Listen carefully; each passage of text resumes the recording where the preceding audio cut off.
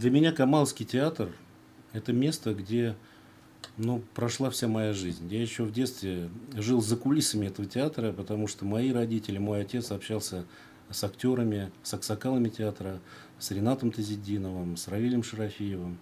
Потом моя судьба была связана с кино, и когда был мой первый проект, для меня очень важный, это фильм «Куктау», именно Камалский театр поддержал его.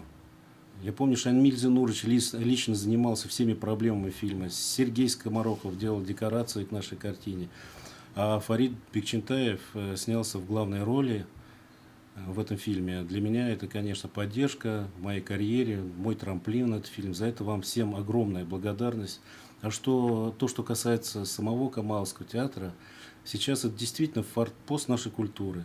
Все вопросы, которые связаны с кино, оперативно решаются. Я знаю, что очень много молодых кинематографистов сейчас снимает или в театре, или около театра, берут декорации, костюмы, договариваются с актерами.